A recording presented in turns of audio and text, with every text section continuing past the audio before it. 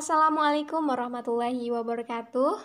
Perkenalkan, kami dari kelompok 8 yang beranggotakan saya, Masitah dan Nurul Syahira akan menampilkan hasil makalah kami yang berjudul Praktek Konseling Individual. Kepada kawan-kawan, silakan dinikmati. Manusia adalah makhluk yang sangat kompleks serta unik. Manusia memiliki sejuta watak dan kepribadian yang berbeda antara individu yang satu dengan yang lain. Manusia dipandang sebagai makhluk yang rasional dan irasional. Pada hakikatnya, manusia itu memiliki kecenderungan untuk berpikir yang rasional atau logis. Di samping itu juga, dia memiliki kecenderungan untuk berpikir irasional atau tidak logis. Pengertian konseling.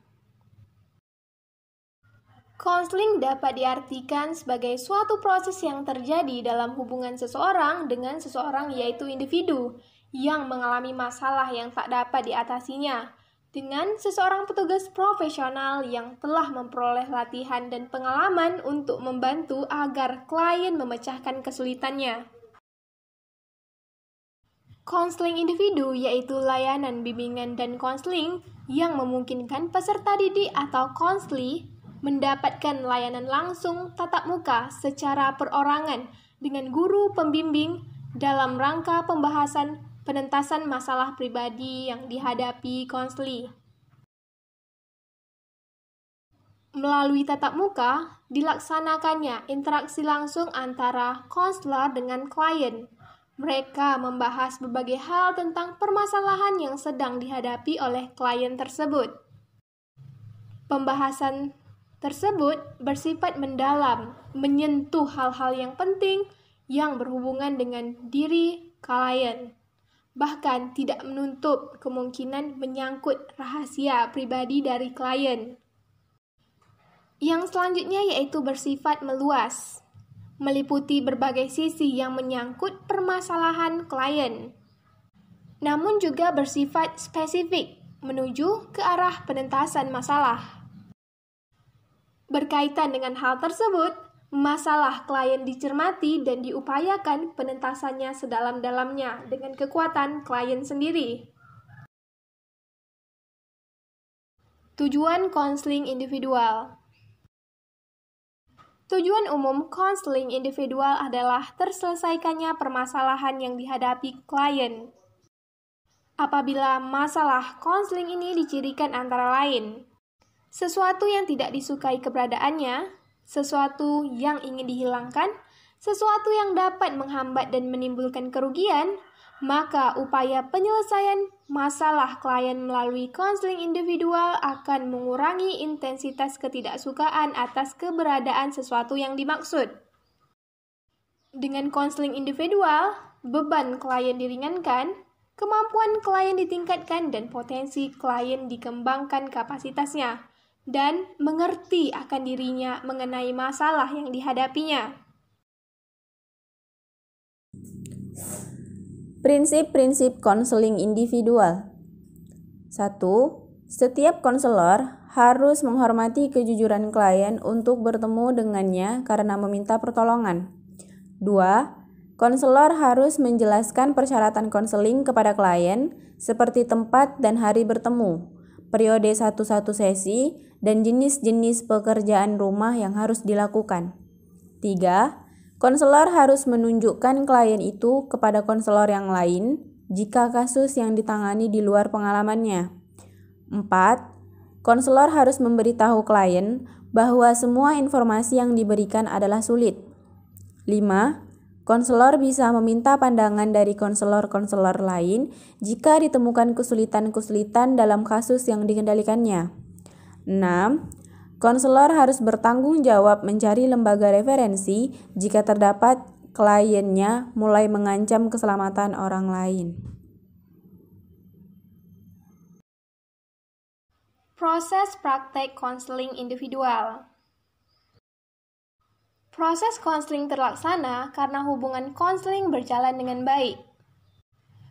Menurut Brammer, Proses konseling adalah peristiwa yang telah berlangsung dan memberi makna bagi peserta konseling, yakni konselor dan klien. Secara umum, proses konseling individual dibagi atas 3 tahap. Yang pertama yaitu tahap awal konseling.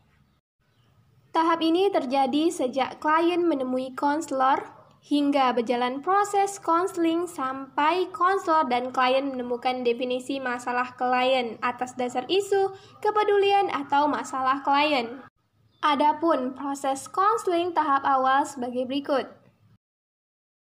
Yang pertama yaitu membangun hubungan konseling yang melibatkan klien.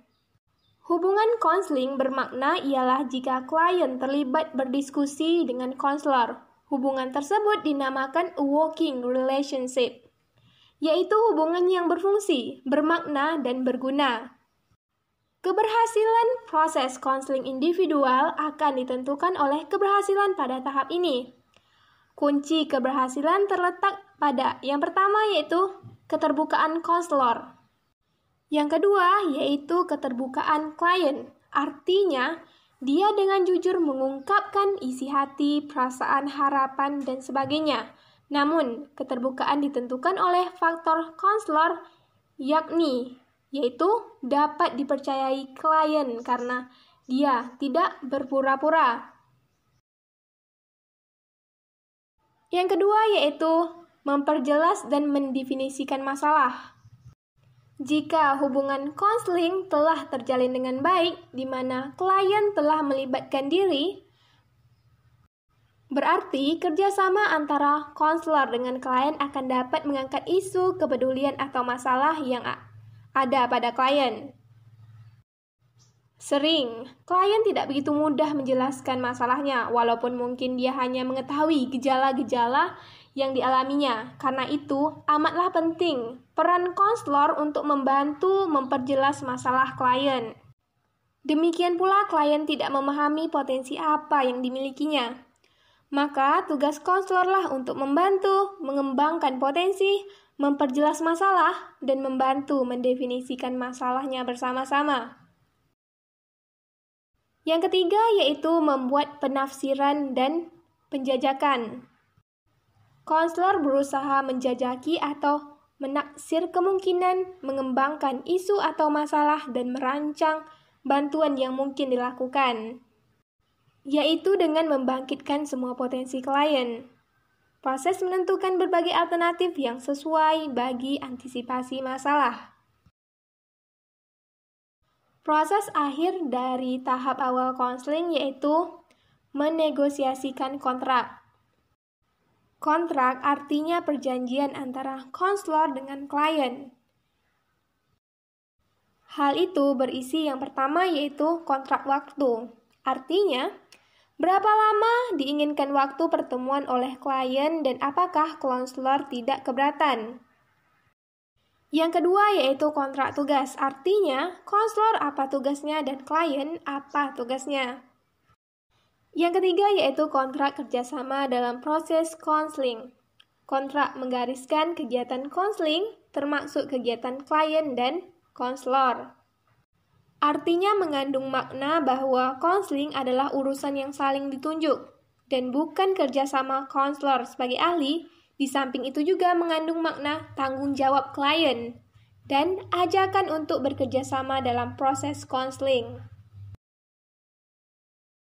Yang kedua yaitu tahap pertengahan atau tahap kerja.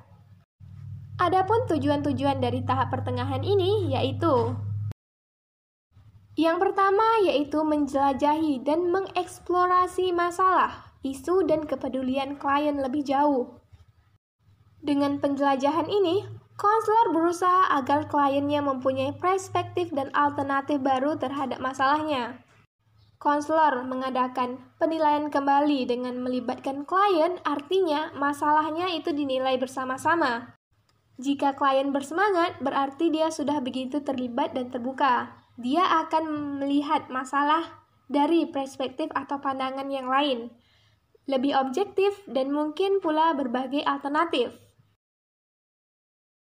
Yang kedua yaitu menjaga agar hubungan konseling selalu terpelihara. Hal ini bisa terjadi jika yang pertama yaitu klien merasa senang terlibat dalam pembicaraan atau wawancara konseling, serta menampakkan kebutuhan untuk mengembangkan potensi diri dan memecahkan masalahnya.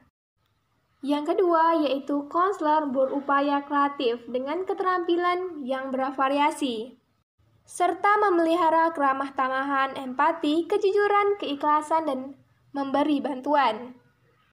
Kreativitas konselor dituntut pula untuk membantu klien menemukan berbagai alternatif sebagai upaya untuk menyusun rencana bagi penyelesaian masalah dan pengembangan diri. Yang ketiga yaitu proses konseling agar berjalan sesuai kontrak. Kontrak dinegosiasi agar betul-betul memperlancar proses konseling. Karena itu, konselor dan klien agar selalu menjaga perjanjian dan selalu mengingat dalam pikirannya. Pada tahap pertengahan konseling, ada lagi beberapa strategi yang perlu digunakan konselor, yaitu yang pertama yaitu mengkomunikasikan nilai-nilai inti, yakni agar klien selalu jujur dan terbuka dan menggali lebih dalam masalahnya. Karena kondisi sudah amat kondusif, maka klien sudah merasa aman, dekat, terundang, dan tertantang untuk memecahkan masalahnya. Yang kedua yaitu menantang klien sehingga dia mempunyai strategi baru dan rencana baru melalui pilihan dari beberapa alternatif untuk meningkatkan dirinya. Yang terakhir yaitu tahap akhir konseling atau tahap tindakan.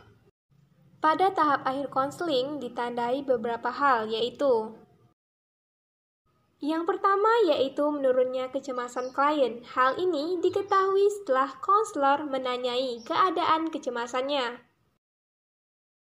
Yang kedua yaitu adanya perubahan perilaku klien ke arah lebih positif, sehat, dan dinamis. Yang ketiga yaitu adanya rencana hidup masa depan yang akan datang dengan program yang jelas. Yang terakhir yaitu terjadinya perubahan sikap positif, yaitu mulai dapat mengoreksi diri dan meniadakan sikap yang suka menyalahi dunia luar, seperti orang tua, guru, teman, keadaan yang tidak menguntungkan, dan sebagainya. Tujuan-tujuan tahap akhir adalah sebagai berikut. Yang pertama yaitu memutuskan perubahan sikap dan perilaku yang memadahi. Klien dapat melakukan keputusan tersebut karena dia sejak awal sudah menciptakan berbagai alternatif dan mendiskusikannya dengan konselor. Lalu dia putuskan alternatif mana yang terbaik. Pertimbangan keputusan itu tentunya berdasarkan kondisi objektif yang ada pada diri dan di luar diri. Saat ini dia sudah berpikir realistik dan dia tahu keputusan yang mungkin dapat dilaksanakan sesuai tujuan utama yang dia inginkan. Yang kedua yaitu terjadinya transfer of learning pada diri klien. Klien belajar dari proses konseling mengenai perilakunya dan hal-hal yang membuatnya terbuka untuk mengubah perilakunya di luar proses konseling. Artinya, klien mengambil makna dari hubungan konseling untuk kebutuhan akan sesuatu perubahan. Yang ketiga yaitu melaksanakan perubahan perilaku. Pada akhir konseling, klien sadar akan perubahan sikap dan perilakunya, sebab dia datang meminta bantuan adalah atas kesadaran akan perlunya perubahan pada dirinya. Yang terakhir yaitu mengakhiri hubungan konseling. Mengakhiri konseling harus ada persetujuan dari klien. Sebelum ditutup, ada beberapa tugas klien, yaitu membuat kesimpulan-kesimpulan mengenai hasil proses konseling. Demikianlah presentasi dari kelompok kami yang berjudul Konseling Individual. Terima kasih atas perhatiannya dan kami akhiri. Wassalamualaikum warahmatullahi wabarakatuh.